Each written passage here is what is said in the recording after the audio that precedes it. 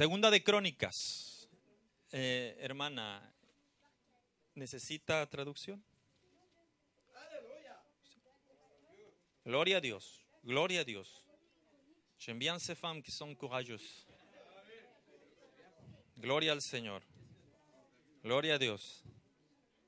Gloria a Dios. 2 Chroniques, chapitre 20. Amen, gloria a Dios. C'est une prière, mes frères. Gloria sea al Señor. Nous allons lire dans le verset 6, versículo 6, capítulo 20, versículo 6 de Segunda de Crónicas.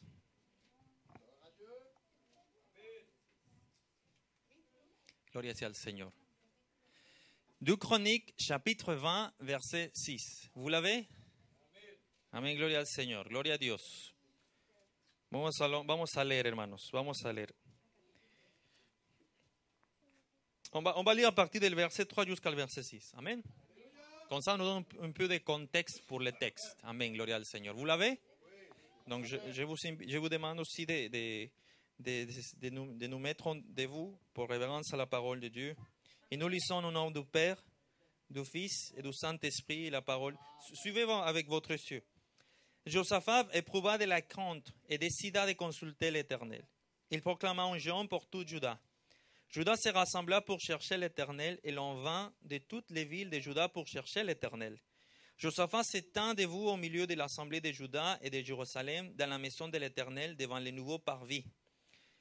Il dit, Éternel, Dieu de nos pères, n'es-tu pas Dieu dans les cieux et n'est-ce pas toi qui domines sur tous les royaumes des nations? Et n'y a-t-il pas dans ta main la force et la puissance? Nul ne peut t'affronter. Lisons ensemble les six, s'il vous plaît. Éternel, Dieu de nos pères, n'es-tu pas Dieu dans les cieux et n'est-ce pas toi qui domines sur tous les royaumes des nations? N'y a-t-il pas dans ta main la force et la puissance? Nul ne peut t'affronter. Amen, gloria al Señor. Oremos, hermanos, prions. Seigneur, je te remercie cet après-midi, Seigneur, que tu nous donnes l'opportunité d'être ici, mon Dieu. Seigneur, avec mes frères, avec mes sœurs, avec ceux qui nous écoutent dans la radio Samuel, Seigneur, je te demande de m'aider, Père, dans ces moments. Je suis seulement un vase, Seigneur, un instrument dans tes mains, Seigneur. Et ce qui compte, ce n'est pas l'instrument, Seigneur. C'est celui qui joue l'instrument. Car c'est toi le maître, Seigneur. C'est toi qui conduis les choses. C'est toi qui as la sagesse, la connaissance, la puissance, Seigneur, l'amour, la grâce, Seigneur. Mes frères n'ont pas besoin de moi, Seigneur. Ont besoin de toi. Ont besoin de te connaître à toi, de savoir de toi, d'apprendre de ta parole, Seigneur. Seigneur, je t'en prie, Seigneur, dans ces moments, aide-moi, Seigneur, à chaque fois que ce soit possible, Seigneur, que ce soit encore moins de moi et plus de toi, Seigneur. Au nom de ton Fils Jésus-Christ, je te le demande ce soir, Seigneur. Amen. Amen. Béni soit le nom du Seigneur. Vous pouvez vous asseoir. Non, je n'ai pas. Gloire au Seigneur. Bon, dès qu'il revient notre technicien, je passe les titres, je dis les titres parce que sinon, après, il va me le faire répéter 2 fois ou 3 fois. Gloire au Seigneur. Ça va, la température, ça va? On est confortable? Amen. Oh, ok. Bon, le côté gauche, ça va. Le côté droit, je ne sais pas. Amen, ça va? Gloire au Seigneur. Merci, frère.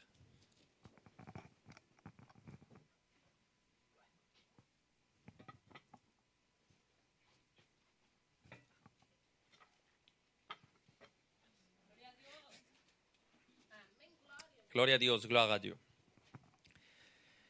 Bon, je te donne tout de suite les titres, comme ça. Ah, bah, tu le sais déjà, n'est-ce pas? D'accord, oh, d'accord. Bien, les titres de la prédication de ce soir, et je l'ai intitulé comme ça, je n'ai pas cherché midi à 14h.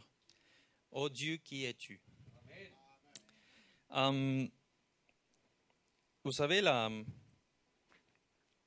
aujourd'hui, ce sujet, c'est très compliqué aujourd'hui. C'est-à-dire, parler de Dieu. Car il y a, au moins dans cette nation France, il y a une convergence tellement de cultures, tellement de nations, de nationalités qui sont en train de converger dans cette nation, que si vous demandez d'une façon générale, vous croyez en Dieu, peut-être des gens lèveront la main. Mais une fois que vous commencez à parler de la particularité, c'est-à-dire les caractéristiques de ceux que lui ou la personne appelle Dieu, vous allez avoir beaucoup de différences. Et même aujourd'hui, même surtout dans notre contexte occidental, il commence de moins en moins à être le cas, et plus en plus à être le cas de ceux qui se déclarent athées. Il y a un témoignage qui m'a surpris, merci, d'un frère chrétien qui va en Russie.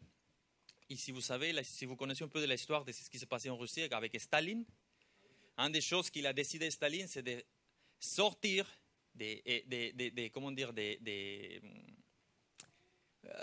j'utilise un mot plus fort que sortir, mais basiquement c'est ce qu'il a fait, toute connaissance, toute notion, toute relation avec la parole de Dieu, avec la Bible. C'est ce qu'il a fait. Lui, Mao Zedong, avec c'est-à-dire l'idée du communisme, c'est ce qu'une nation fait. C'est ce qu'il a fait. Et donc lui, il va à Moscou, il se trouve de façon publique qu'on va dire les 99% étaient contre lui. C'est-à-dire qu'ils ne croyaient pas du tout en Dieu, qu'ils ne croyaient pas, surtout pas dans la Bible, surtout pas de Dieu de la Bible. Il y avait pendant qu'il donnait sa conférence, il donnait sa explication de pourquoi il croyait dans la Bible et pourquoi il croyait en Jésus-Christ et pourquoi Jésus-Christ c'était le Fils de Dieu. Il voyait autour parmi les publics, il y avait quelqu'un qui le faisait comme ça. Parce qu'il savait que c'était un public hostile. C'est-à-dire, c'était pas que, sa vision du monde, c'était contraire à celle que lui avait. Mais étrange soit-il, la personne qui était comme ça, quand s'est fini la conférence, ils ont donné un moment de temps de questions et de réponses. Cette personne va tout de suite au microphone et dit « Attendez. Oui.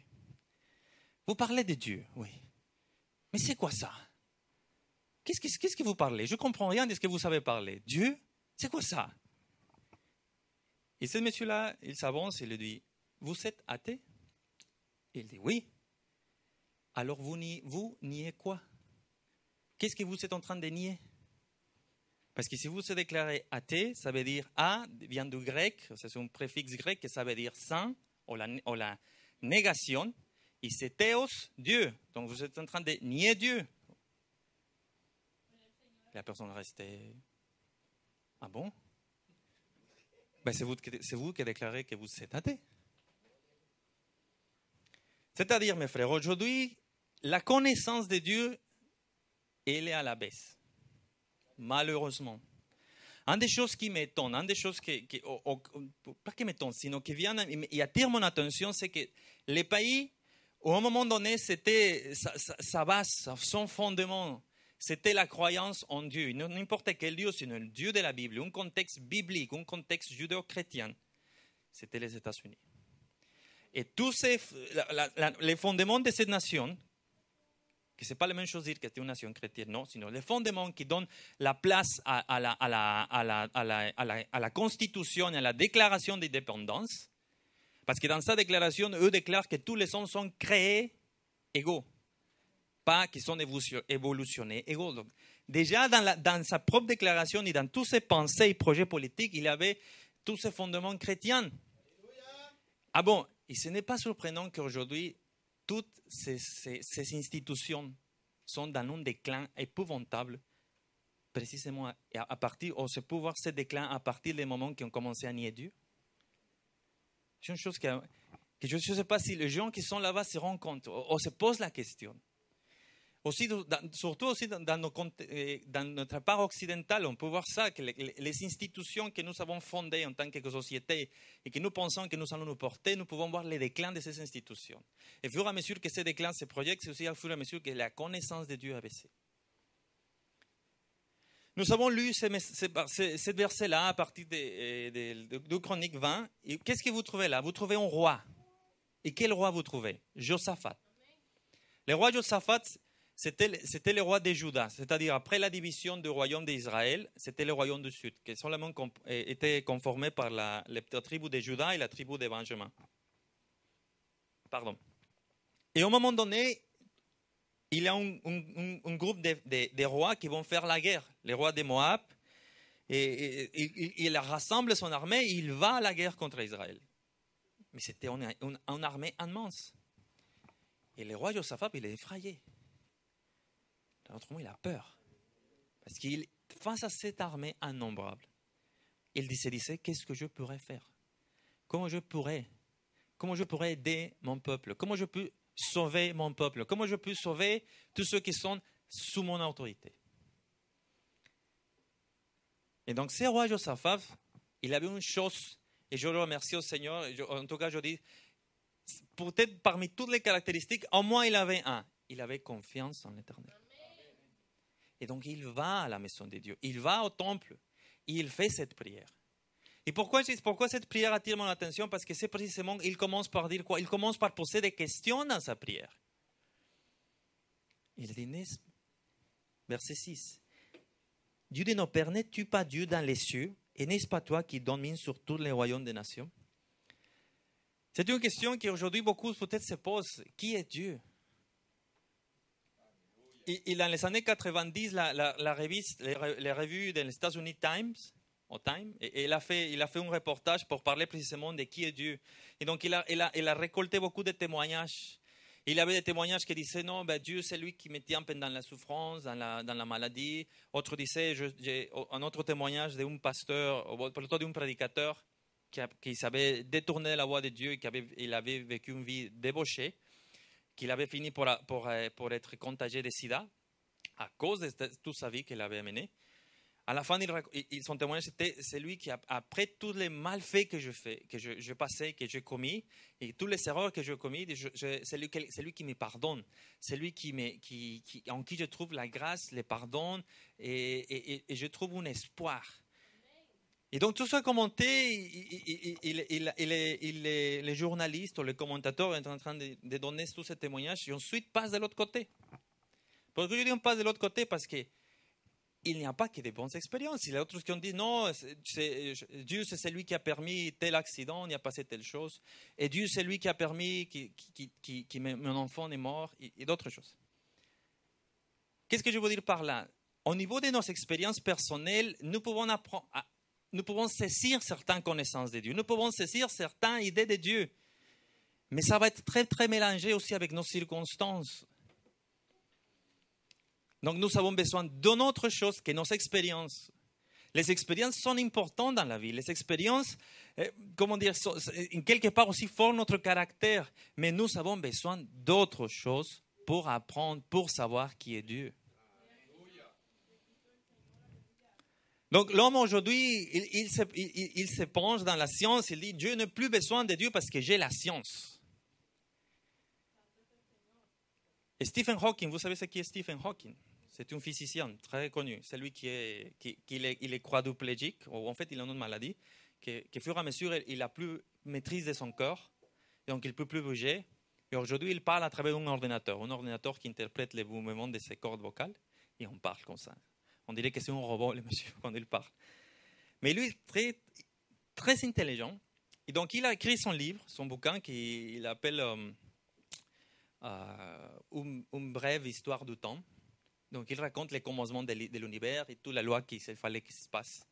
Et à la fin de son livre, il dit cette phrase. Je vous ai raconté les comment de l'univers. Pour vous répondre à la question pourquoi, il faudra la connaissance de Dieu. C'est ce qu'il déclare. Et c'est ce que précisément, ça c'est toute la fausseté, ou peut-être les pièges que l'homme il est tombé. La science te répond comment, mais jamais va te dire pourquoi.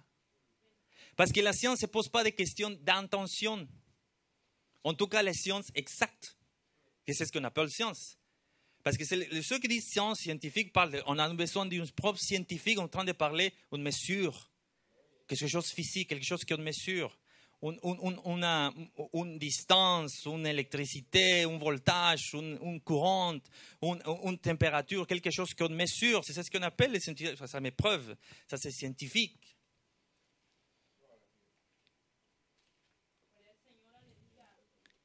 Mais quand vous essayez de poser la question pourquoi, regardez, je vais donner un exemple. Et vous allez me dire si les réponses s'opposent ou sont contradictoires entre elles. Je vais remarquer qu'ici en France, on aime bien boire du café. N'est-ce pas? Oui, d'accord. Il y a une des choses que Dieu m'émerveille du français, parce que je dis, ici, on a des choses vraiment avancées, c'est la bouilloire. Je dis, voilà, ça clique, dans quelques minutes, tu as de l'eau bouillante. Je dis, waouh! Moi, franchement, je dis, c'est non, au Mexique, il faut mettre le café, l'eau, il faut allumer la cuisinière, le feu, et attendre à que ça bouille, la mettre en ébouillissant l'eau. J'étais émerveillé par ça. Donc, imaginez-vous que vous arrivez chez moi, j'ai une bouilloire, gloire à Dieu, et vous voyez la bouilloire en train de bouillir. Et vous vous posez la question, pourquoi cette eau est en train de bouillir? Réponse numéro 1. Quelqu'un vous dit, écoute, cette bouilloire, c'est un appareil qui se branche sur l'électricité et qui, à la base, il est en résistance électrique. Et cette résistance électrique, elle va permettre que la courante électrique passe à travers d'elle, mais ça produit un effet de chaleur. Et cette chaleur, ça va transmettre de l'eau. Et l'eau, quand les molécules de l'eau se sont agitées par la température, ça commence à bouger d'une façon plus vite, et ça crée les vapeurs, et ça crée l'ébullition, et c'est pour ça que se voit comme ça. Réponse numéro 1. Ou, réponse numéro 2, je vous dis, c'est en train de bouillir parce que je voulais me faire un café. Est-ce que la deuxième réponse s'oppose à la première? Non. La contredit? Non. La nie? Non. La première réponse a tout à voir avec la science. Amen. La deuxième réponse n'a rien à voir avec la science. Et c'est ce qu'on ne comprend pas. Et l'homme dit, parce que je connais la première, je n'ai pas besoin de la deuxième. Mais vous pouvez lancer dans ces requêtes et vous allez jamais répondre à la question la plus profonde de l'être humain. La plus profonde de l'être humain, ce n'est pas la distance d'ici au soleil. La question la plus profonde de l'être humain ne sont pas de quel âge est l'univers.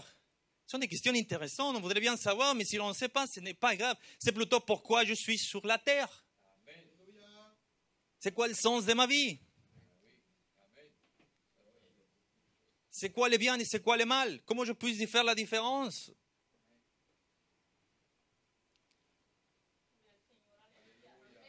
Donc, c'est Dieu une force. Qu'est une force? Quelqu'un disait, Dieu, je vous viens croire en Dieu s'il est une force.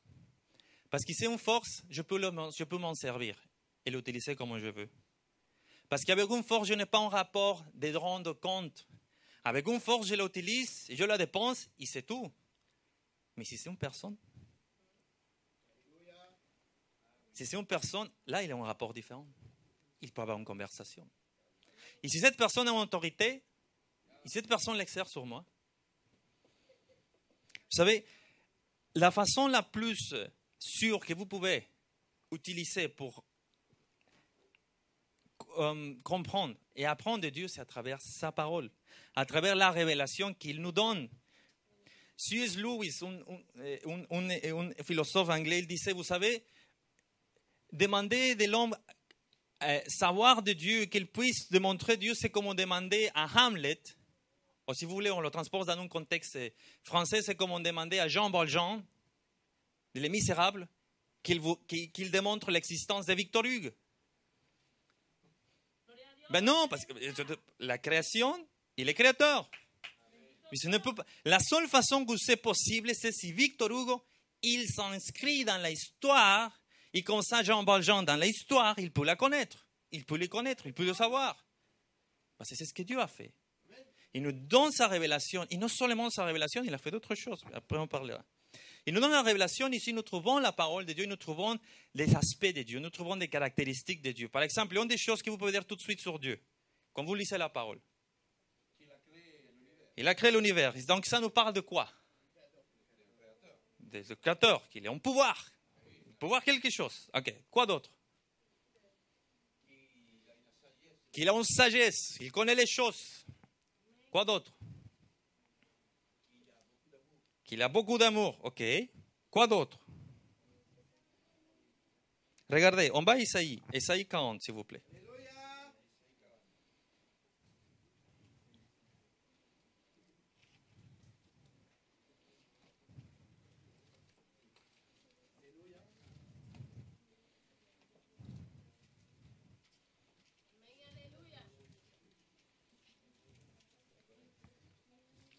Isaïe 40, versets 21 à 26. C'est un merveilleux passage, mais on va se concentrer sur ces versets. Le verset 21. Ne le reconnaissez-vous pas? Ne l'entendez-vous pas? Ne vous l'a-t-on pas annoncé dès le commencement? N'avez-vous pas compris ce que sont les fondements de la terre? C'est lui qui habite au-dessus du cercle de la terre, dont les habitants sont comme des sauterelles. Il étend les cieux comme une étoffe légère, il les déploie comme sa tente pour en faire sa demeure. C'est lui qui réduit les princes à rien et qui ramène en néant les juges de la terre. Ils ne sont pas même plantés, pas même sommés. Leur tronc n'a pas même des racines en terre, qu'il souffle sur eux et ils se dessèchent. Un tourbillon les emporte comme la chaume.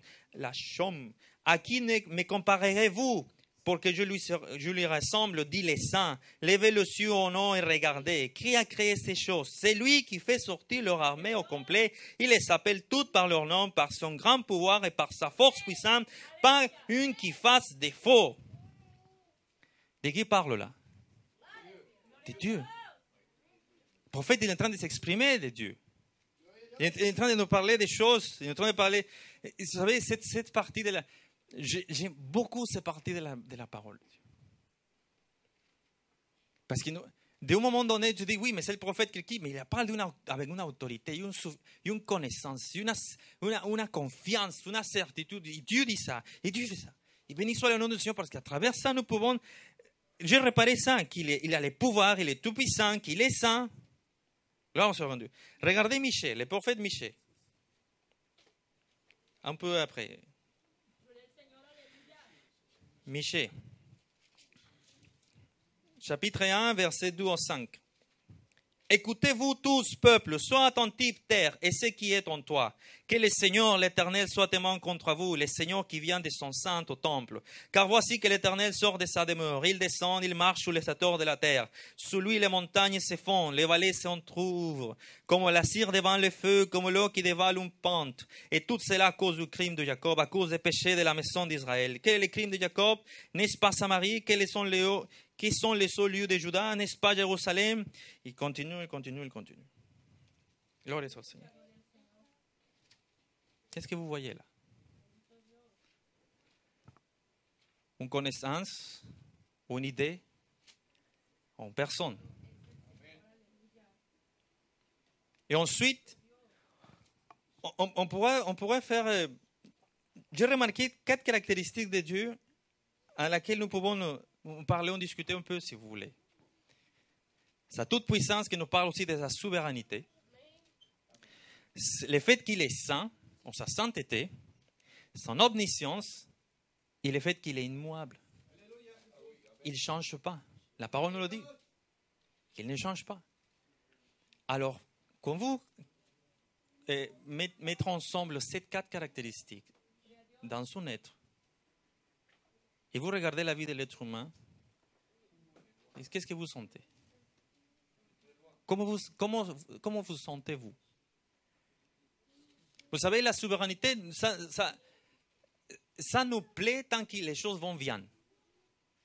Mais dès le moment que les choses vont de mal, ça nous dérange ces notions. Parce que des fois, les gens disent, c'est une tyrannie, on vit sur une tyrannie. Il fait ce qu'il veut, et personne ne peut dire le contraire.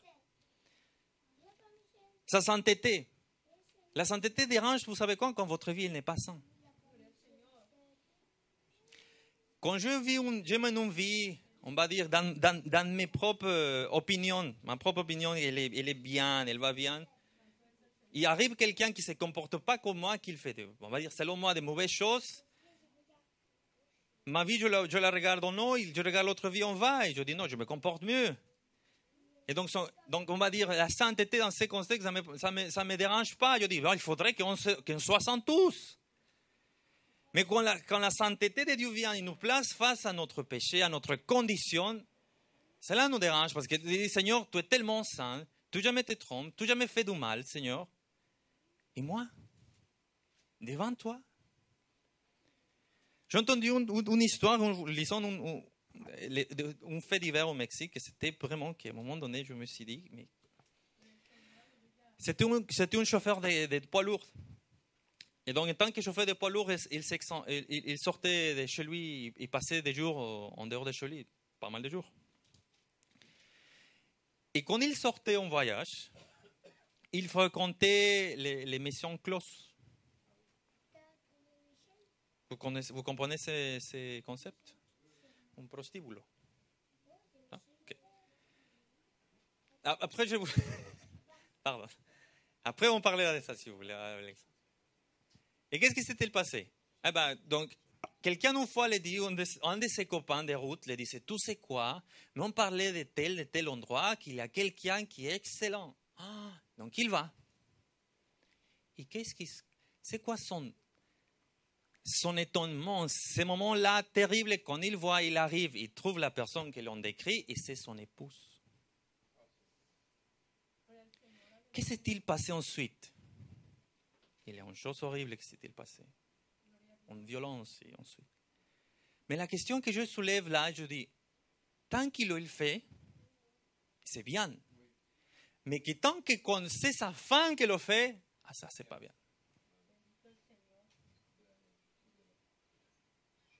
C'est-à-dire, la sainteté ne le dérange pas tant qu'il ne touche pas à lui. Mais quand ça vient, comme on dit en Mexico, les sale el tiro por la culata. Je ne sais pas en français l'équivalent à cette phrase.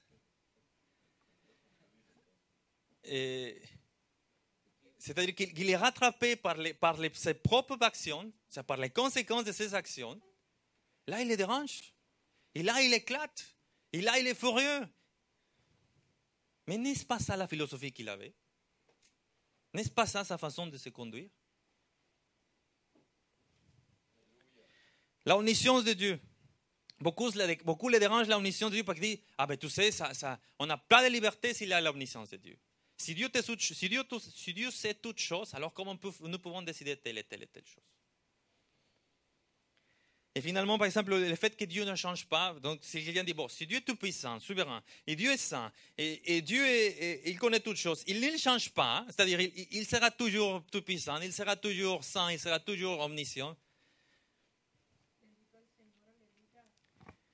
Dans quel contexte je reste? Vous savez déjà aller au cinéma?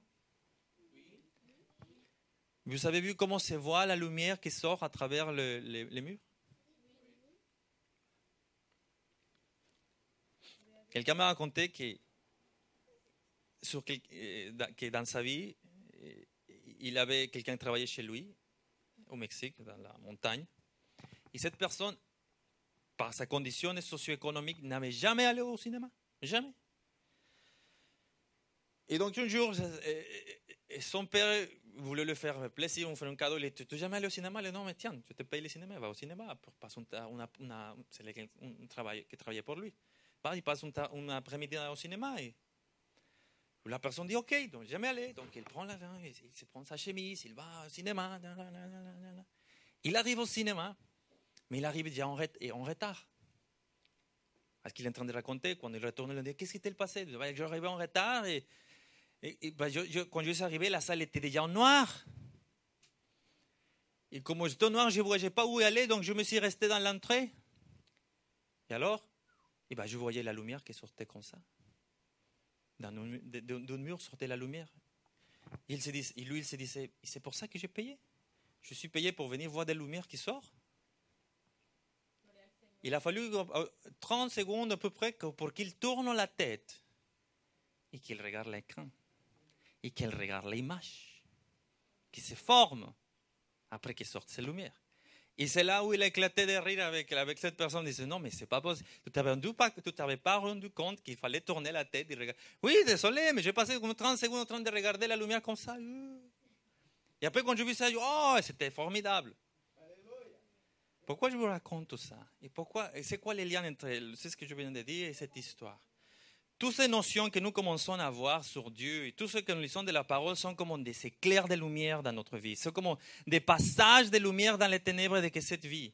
Parce que dans cette vie, nous voyons des injustices, des choses mauvaises, et la sainteté de Dieu, et sa puissance, ça sont comme des éclairs de lumière. Mais il faut que se projette sur quelqu'un, sur quelque chose, sur son écran, et voir une image. Il s'est déjà passé ça. Amen. C'est dans le visage de Jésus-Christ, c'est dans la personne de Jésus-Christ où toutes ces notions de Dieu viennent converger, il nous parlait. Et c'est ça une des choses importantes. Parce qu'en religion, ce sont seulement certaines idées que tu as et certaines choses que tu dois faire et certains rites que tu dois accomplir. Et c'est fait, c'est en religion. Mais connaître Dieu, c'est en relation. Parce que Jésus-Christ il est venu, il s'est fait chair. C'est une des choses, il va au-delà de tout ce que nous propose toute autre religion. Parce que l'apôtre Jean, quand il fait l'évangile de Jean, il déclare, il dit, au commencement était la parole était avec Dieu, la parole était Dieu. Et après il dit, et la parole s'est fait chair.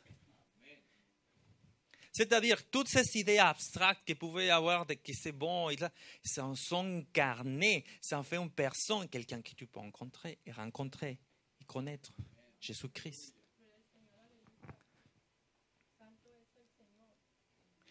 Et quand Jésus-Christ, et quand vous venez à Dieu, et vous venez à Jésus-Christ, vous venez à lui, et vous rendez votre vie à lui, alors il n'a pas que ça, parce qu'à la souveraineté de Dieu, ça rajoute la bonté. Et donc vous savez que Dieu est souverain et qu'il dirige, mais qu'il est bon. Vous savez qu'il est saint, mais qu'il est la grâce. Vous savez que Dieu, il est omniscient, mais qu'il est miséricordieux. Et vous savez qu'il ne va pas changer, mais que sa volonté pour chacun de nous, c'est le bien. Comme dit le prophète, je connais les projets que j'ai pour vous, projets de paix et pas de malheur. Regardez Hébreux 1, chapitre 1, versets 1 à 2. Qui es-tu, Dieu, Seigneur? C'est la révélation en Jésus-Christ que nous savons de c'est qui notre Dieu. Hébreux. Gloire au Seigneur. Chapitre 1, versets 1 à 2. Après avoir autrefois à plusieurs reprises et de plusieurs manières parlé à nos pères par les prophètes, Dieu nous a parlé par les fils en ces jours qui sont les derniers. Il a établi héritier de toutes choses et c'est par lui qu'il a fait le monde. Ce fils qui est regardez le verset 3, ce fils qui est le rayonnement de sa gloire et l'expression de son être, soutient toutes choses par sa parole puissante. Après avoir accompli la purification des péchés, il s'est assis à la droite de la majesté divine dans les lieux très hauts. Autrement dit, c'est Jésus-Christ la révélation finale de notre Seigneur. Tous les prophètes de l'Ancien Testament, tout l'Ancien Testament en train de nous parler, et on passe de personnage en personnage, et des moments de victoire et des moments de détresse, et tout aboutit en quoi? En Jésus-Christ. C'est ce que nous déclare l'apôtre, que tout l'Ancien Testament nous déclare les choses comme c'était l'ombre de ce qui allait venir. Et l'ombre, ce n'est pas l'objet. L'ombre, c'est la projection de l'objet. Et c'est en Jésus-Christ où nous savons la révélation finale. C'est à travers lui que vous pouvez savoir qui est Dieu. C'est ça le plus merveilleux de notre Seigneur. Quand je vous parlais de cette analogie, qu'on parlait de Shakespeare et de Victor Hugo, c'est précisément là. C'est le Seigneur qui est en train de s'introduire dans l'histoire de l'être humain à travers un personnage qui nous parle qui il est. Et donc, dans cette analogie, vous avez un personnage qui va aller parler à Jean Valjean de Victor Hugo. Et comment Jésus-Christ nous a parlé de son Père? Comment nous a parlé de Dieu? Qui nous a dit de lui? Vous savez, vous pouvez connaître, vous voulez savoir la relation que quelqu'un a avec Dieu? Écoutez ses prières. Écoutez comment il prie. Écoutez qu'est-ce qu'il dit. Et vous allez savoir l'idée et la notion et la relation qu'il a de Dieu. Vous savez, Jésus-Christ, il a prié. Amen. Vous avez lu les évangiles? Sinon, allez-y, Jean 17. Évangile de Jean, chapitre 17.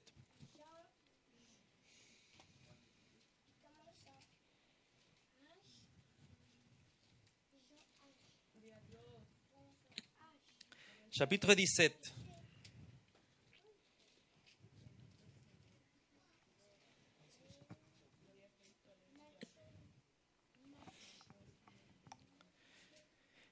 Après avoir ainsi parlé, Jésus leva les yeux au ciel et dit, Père, l'heure est venue, glorifie ton Fils, afin que le Fils te glorifie. Gloria sea al Señor. Regardez le verset 5. Et maintenant à toi, Père, glorifie-moi auprès de toi-même, de la gloire que j'avais auprès de toi avant que le monde fût. Gloria sea al Señor. Gloria a Dios. Regardez le verset 21. Afin que tous soyons un comme toi, Père, tu es en moi et moi en toi, eux aussi soient un en nous, afin que le monde croie que tu m'as envoyé. 24. Père, j'ai vu que là où je suis, ceux qui tu m'as donné soient aussi avec moi, afin qu'ils contemplent ma gloire, celle que tu m'as donnée, parce que tu m'as aimé avant la fondation du monde. 25. Père juste, le monde n'était pas connu, mais moi j'étais connu aux cieux qui ont, et ceux-ci ont connu que tu m'as envoyé. C'est-à-dire, j'ai remarqué ces versets-là, pourquoi? Comment il s'adresse à Jésus-Christ? Père, Père, Père, Père.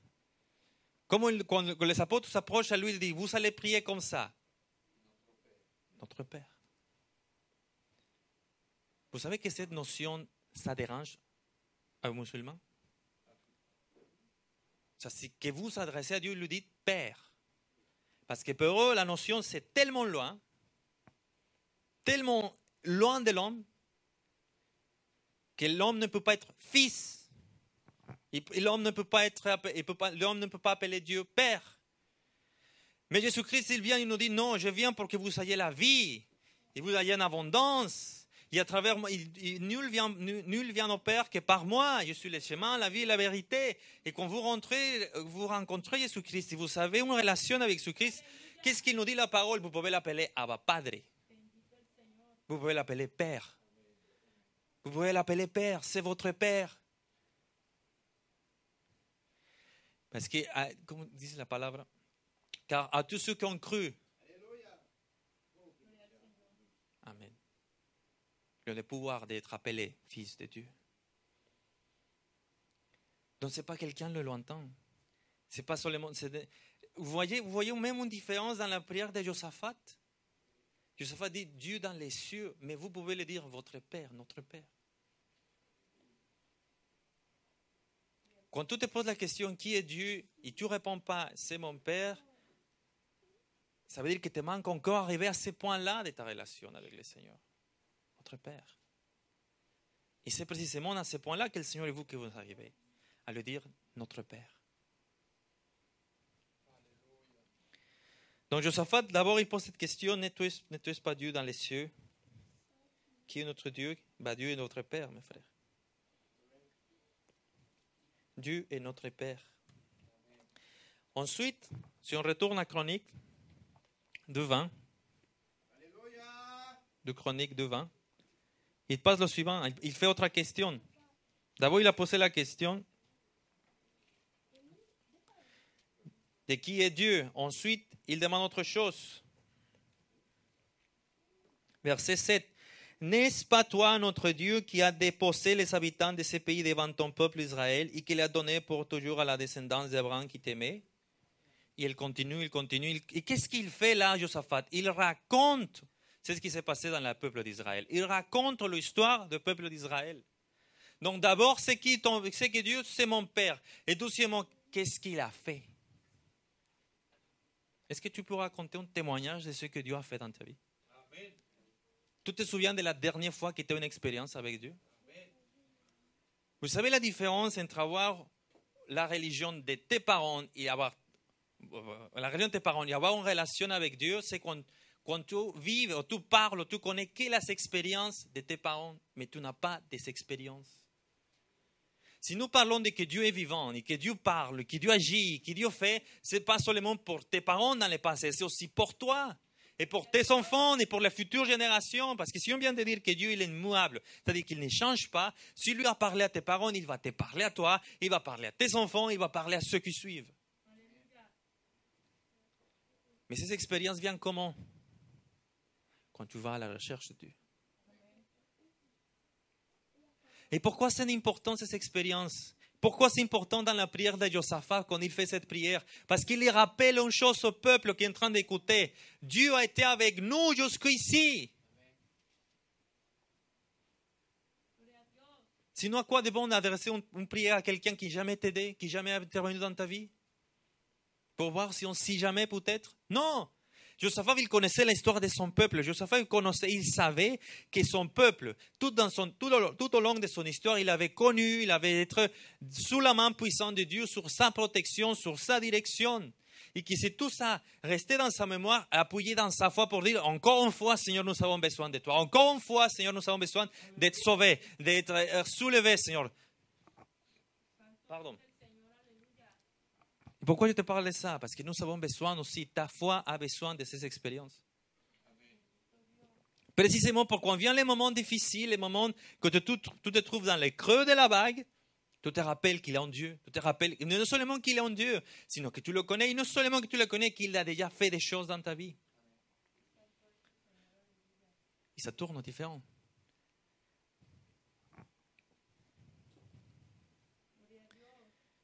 Est-ce que vous pouvez dire que Dieu agit dans votre vie? Que Dieu intercède dans votre vie? Je sais qu'ici, il y a tellement de témoignages. Mon frère Sergio, il a des témoignages qui sont incroyables. Et, entre autres. Mais j'ai entendu un témoignage qui m'a touché. C'est un homme qui est aux États-Unis, en New York. C'est les années 50. C'était après la Deuxième Guerre mondiale. Il prend je me souviens plus, les métros, 1 million de transports parce qu'il allait se rendre chez son ami pour lui rendre visite parce qu'il était malade. Donc il a pris on va dire une ligne qu'il n'était pas habitué à prendre parce qu'il n'habite pas par là. Donc c'était la première fois qu'il la prend. Il disait bon, il a rendu visite. Donc il arrive, le transport, il monte, il y avait beaucoup de gens, mais quand même il a réussi à avoir une place, il s'assoit, et à côté de lui, ça s'assoit un autre monsieur. Et le monsieur, il commence à lire les journaux, ou les journaux. Mais il le lit d'une façon spéciale parce qu'il ouvre les bras comme ça. Donc vous savez, quand vous êtes assis aux côtés de l'autre gens dans les transports publics, on n'a pas beaucoup d'espace. Donc la personne étendait les bras comme ça, il fait...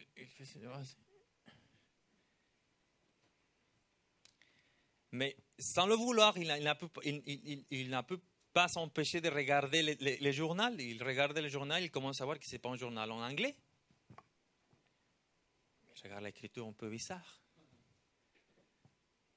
Donc il essaie de lire, de comprendre quelque chose. Il réussit à comprendre quelque chose, il dit, mais ça c'est bien on dirait des Polacs, des Polonais, ou des Hongries. Et donc il tourne vers le monsieur, il dit, excusez-moi monsieur, vous cherchez du travail? Non, je ne cherche pas de travail. Parce qu'il avait reconnu qu'il était en train de lire les annonces. Il a dit, non, vous cherchez quoi? Pardon, si ça ne vous dérange pas de ma question. Il a dit, je cherche ma femme, mon épouse. Il a dit, attendez. Vous cherchez une femme, ou ça vous allez... Non, je cherche mon épouse. Il l'explique. Écoutez, je viens de la Hongrie. J'étais dans la Deuxième Guerre mondiale, j'étais amené dans une chambre de concentration et c'est l'armée russe qui m'a libéré. Mais après, l'armée russe m'a pris avec eux pour aller faire des travaux, par d'autres choses. Et finalement, on m'a laissé partir. Et pendant ce temps, je sais que ma femme, elle était amenée dans notre champ de concentration et elle était libérée par l'armée américaine. Ils m'ont dit que dans ces champs de concentration, il y a des gens qui ont été amenés aux États-Unis. Donc, je retournais chez moi, je n'ai pas trouvé ma femme, je la cherchais, j'ai eu cette information, je me suis dit peut-être qu'elle est aux États-Unis. Alors, je suis venu aux États-Unis, aller la chercher. D'accord. Attendez, ici, vous dites que votre... Oui, donc vous êtes amené par les Russes et votre femme, oui, libérée par les Américains. Donc, ce monsieur-là, qu'il avait posé la question, le monsieur américain, il commence à faire mémoire parce qu'il a quelques jours, dans une réunion avec plusieurs gens, il a rencontré une femme qu'il parlait avec les gens, il disait, vous savez, j'étais dans les champs de concentration, mon mari est amené par les Russes, et moi j'étais amené par les Américains jusqu'ici, vous savez, là. Et donc il a laissé ses coordonnées, son nom et son téléphone. Parce que la dame, elle est en train de se faire des connaissances, de faire des amitiés, elle dit, voilà, je me trouve dans un nouvel pays, dans une nouvelle culture. Et donc il cherche vite dans sa poche. C'est véritable, et ça sorti dans les Reader Digest. Il le lit. Il lui pose la question au monsieur. Excusez-moi, vous s'appelez comment? Et le monsieur lui dit, je m'appelle Vlad Pascan. Oh, Vlad Pascan. D'accord. Et votre épouse, elle s'appelle comment? Ah, elle s'appelle Maria Pascan. Il regarde le papier. Maria Pascan. Et vous dites qu'elle vient de... Oui, je viens de l'Hongrie, monsieur, là. Et là, elle ne pouvait plus le croire. Et donc, il dit, vous savez quoi? On va descendre à la prochaine station, à la prochaine arrêt, et on va chercher une cabine téléphonique. J'ai besoin que vous m'accompagniez. Il ne voulait pas encore le dire. Il dit, OK, l'autre personne accepte. Ils sont descendus, ils sont allés en cabine. Vous savez, les cabines téléphoniques ne sont pas comme aujourd'hui. À cette époque, c'était véritablement une cabine, avec une porte, avec un téléphone. Donc, il rentre d'abord, lui, il rentre, parce qu'il avait le papier. Il sort le papier, il met la monnaie, il marque le téléphone. D'après sonner plusieurs fois, quelqu'un répond, il dit, oui, alors? Oui, pardon, je parle avec Maria Pascan. Oui, c'est moi. C'est qui appelle? Tu te rappelles de moi, monsieur, là? Il donne son nom. Ah oui, je me rappelle de vous. Comment allez-vous? Viens. Écoutez, il dit. J'ai quelqu'un qui voudrait te parler. D'accord. Parce que tu m'as dit que oui, j'ai perdu mon mari. Mon mari, c'est les Russes qui l'ont ramené. Ok, donc il ouvre la cabine. Il sort. Il lui donne le téléphone à la personne. Il dit, parlez avec la personne. Mais c'est qui? Parlez avec elle. Donc, il voit simplement, il n'a pas entendu la conversation parce que la personne a fermé la cabine. Mais il voyait cet homme qui faisait comme ça. Il criait, il pleurait.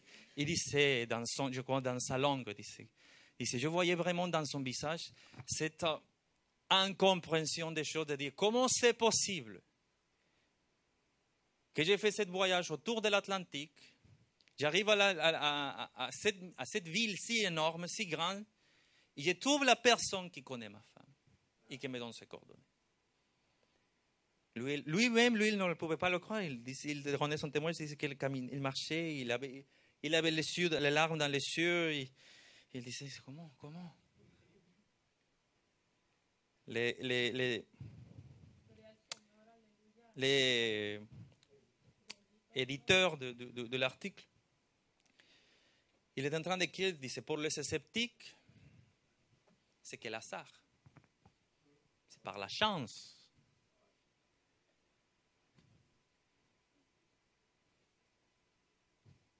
Il disait, mais cet homme, il ne prenait jamais cette ligne. Il ne montait jamais dans cette... Parce qu'il n'habitait pas du tout. Il n'habitait pas là-bas. Quelle probabilité de que ces rencontres sortent?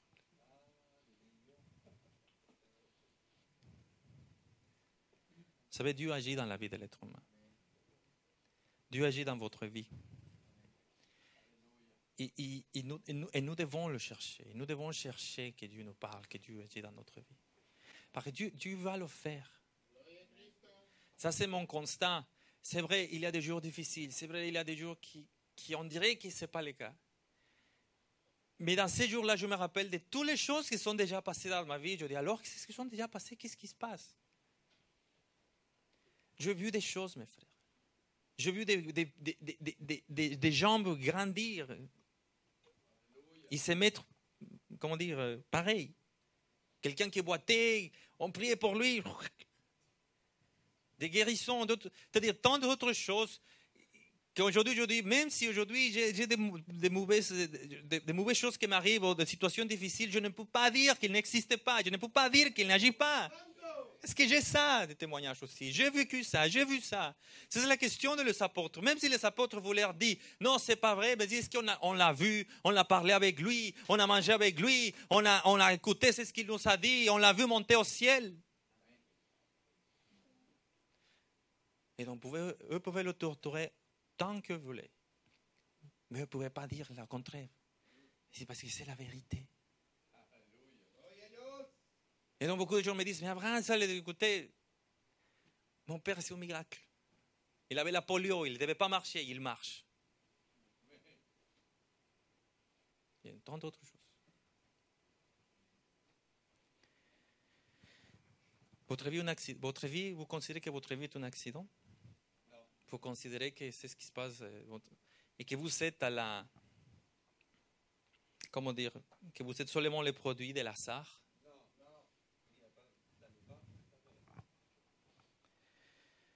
Donc le roi Josaphat, il parle de toute l'histoire, il essaye de rappeler à son peuple ce que Dieu avait déjà fait. Mais la chose ne finit pas là-bas. Regardez jusqu'au verset 12. Ô notre Dieu, n'exerceras-tu pas tes jugements sur eux? Car nous sommes en force devant cette multitude nombreuse qui s'avance contre nous. Et nous ne savons que faire, mais nos yeux sont sur toi. Premier point, il rappelle qui est Dieu. Deuxièmement, il rappelle qu'est-ce qu'il avait déjà fait. Deuxièmement, qu'est-ce qu'il pourra faire.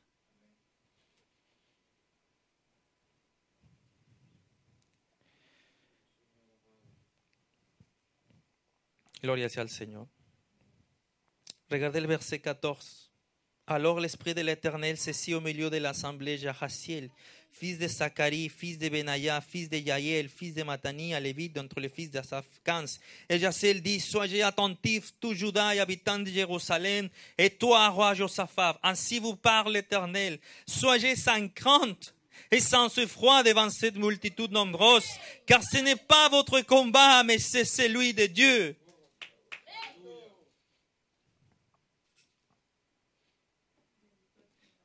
Vous voulez le dire au Seigneur, ou vous voulez plutôt que Dieu vous dise, ce n'est pas votre combat, c'est le mien.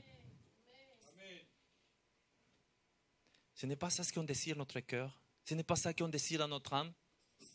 De dire, Seigneur, vous savez une chose, quand Napoléon s'approchait, l'histoire russe raconte, les historiens russes racontent que les derniers tsars qui se trouvaient là, à un moment où Napoléon arrivait à envahir la Russie, qu'il est allé courant en église. Il s'est jeté des genoux et a prié à Dieu d'aider. Parce que la défaite était à la porte. Parce que l'armée le plus puissant et celui qui n'avait jamais battu est arrivé. Cette année-là est tombé un hiver si froid et si fort et si dur que Napoléon a connu la défaite. Quelqu'un donnait le témoignage, il disait, c'est ce qu'il disait aujourd'hui, ça me rend triste, que cette église historique, dont cet tsar, il a prié les genoux, il a crié à Dieu, aujourd'hui c'est le musée pour l'athéisme.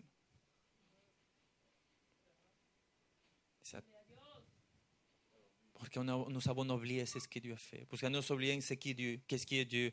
Et nous avons perdu de vue encore de notre vision qu'il peut agir encore dans notre vie. Soyez sans crainte et sans effroi devant cette multitude nombreuse, car ce n'est pas votre combat, mais celui de Dieu. Vous savez c'est quoi la clé ou la condition? C'est si Dieu a gagné la bataille d'abord dans ton cœur. C'est-à-dire, si tu as rendu ton cœur à Dieu, véritablement, alors là, le Seigneur dit, voilà, je prends le relais, c'est mon combat maintenant. C'est mon combat. Je parlais avec un frère, il me disait, avec certaines décisions qu'il prenait, il ne savait pas quoi faire. Il me dit, je pense qu'à un moment donné dans la vie, il arrive où il faut s'abandonner à Dieu. Parce que tu as une option, tu as une autre option, tu dis, qu'est-ce que je dois faire? D'un côté, ça peut arriver ça, d'un côté arrive l'autre. Il dit, je suis abandonné. Il se tourne vers moi et me dit, je pense que tu sais des sabres. Je lui dis, ah bon? Il dit, oui.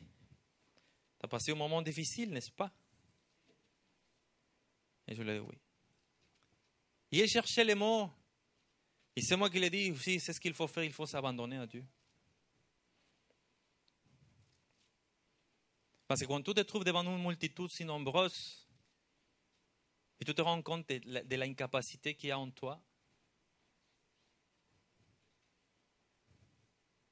c'est là où notre cœur, il tremble, il se défait, mais c'est l'Éternel qui vient alors.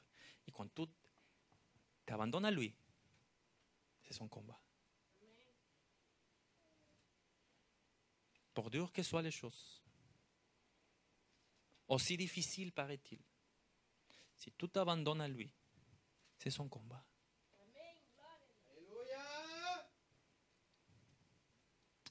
Gloria sea al Señor. Vamos a ponernos de pie. Yo os invito, nous nous mettons debout.